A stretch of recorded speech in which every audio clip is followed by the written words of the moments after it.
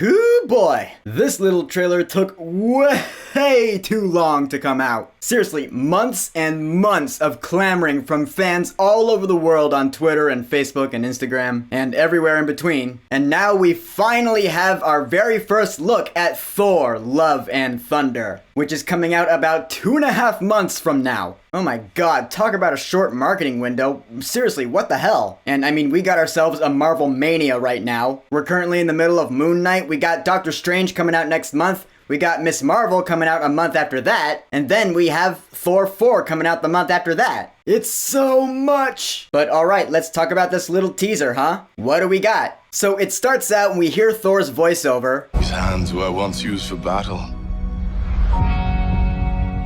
Now they're but humble tools for peace. Apparently he's left the warrior's life behind, and now he just wants to go his own way. Which I guess makes sense after the events of Avengers Endgame and everything before that. Thor has lost his home, his family. Sure, he helped defeat Thanos and bring the population back, but those events, they changed him inside. I get it. One could argue the events of Infinity War and Endgame were the most traumatizing for him. So now, alright, he's lost all that weight, and he wants to carve his own path. Although I notice here in this shot in particular, his eyes are the same color, and they probably shouldn't be. We remember the eye that he got from Rocket in Infinity War. That artificial eye, it was another color. I don't know, maybe he got a new one that's the same color. Just an observation I made. And then we hear Guns N' Roses queuing up. I'm like, god damn it, Taika Waititi, seriously? He's got a taste for sure. Not that I'm complaining, it's a great song. So we see that for at least a little bit of this movie, Thor is palling around with the Guardians of the Galaxy. We remember at the end of Avengers Endgame, he left with them in their ship. So alright, they make an appearance in this movie. I am wondering what they've been up to since Endgame without Gamora, or at least the Gamora from 2014 that came to this time. She's out there somewhere, I guess we're saving that for Guardians 3. Makes sense. And so once again, we have some funny interaction with Star-Lord and Thor.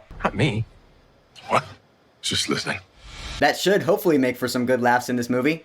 Two Chris's going back and forth. I just hope the jokes aren't too easy or dumb this time around. I think that's a fear a lot of us have, actually. But dude, some of the visual effects in this trailer, whoa. What is this place? I mean, that's Marvel for ya. We can always count on them to knock our socks off with the visual effects. Yeah, we're going cosmic here in Thor 4, but it's not just the locations that are wowing me, it's the color scheme, the color palette. Yeah, they do look very vibrant, they pop out at you, they look like 80s album covers like Thor Ragnarok did, but it looks like this movie's gonna look a lot cooler than Thor Ragnarok, at least in my opinion. And here we got a sneak peek of a new character. This is Zeus. Yeah, as in the Roman god Zeus. You know, Rip Torn from Hercules. And in this movie, he's being played by Russell Crowe, of all people. Holy shit, okay. Talk about good casting. I'm curious to see if he's gonna be good or evil, cause I've known Zeus to be both, and I'm wondering how he fits into this story of Thor. Cause now we're getting different cultures' gods meeting. We have Norse gods and Greek gods. Not to mention the fact that we're currently dealing with Egyptian gods right now. That's crazy. I guess Marvel was like, fuck it, every culture's gods are real in our universe. Hey, that's cool. Actually, that's really cool. Everyone is validated.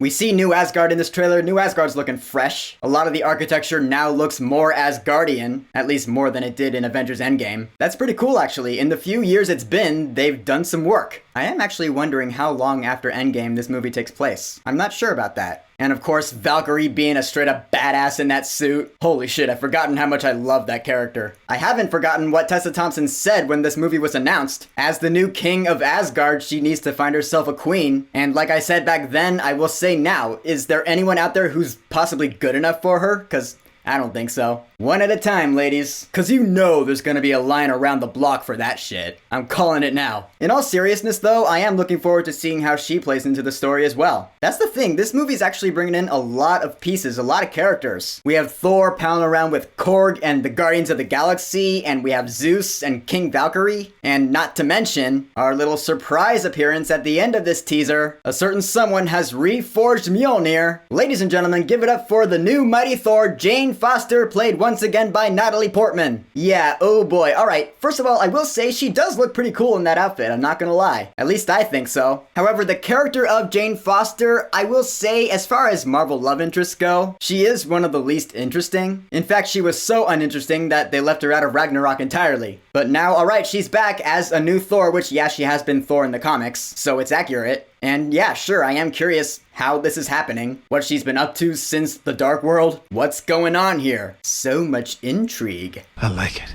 The one thing this teaser is lacking is the main villain of this movie, who's gonna be Gore the God Butcher, played by Christian Bale, who is a phenomenal actor. I'm not sure why he isn't featured in this teaser. I would've liked to have seen him. Cause, I mean, he's called the God Butcher, for crying out loud. He sounds like bad news. Why is he butchering gods? Hey, Zeus, come help out. Let's take out this bastard together. I don't know. In the end, Thor Love and Thunder, if I had to guess, this is probably gonna be our final adventure with Chris Hemsworth as Thor. Cause I mean, look at it, he's been playing this character for over 10 years at this point. All stories have to end sometime, so I imagine either he's going to die in this movie or he's gonna retire. Either way would work. I guess we'll see how it goes in 2.5 months. So, the official teaser for Thor Love and Thunder. I imagine you've seen it by now, so what do you think about it? Whatever you think, go ahead and leave a comment. And of course, thank you for subscribing. Now, if you'll excuse me, I'm gonna get back to work on my next piano cover. It's gonna be a big one. I'm almost done with it, so keep your eyes peeled for it next month.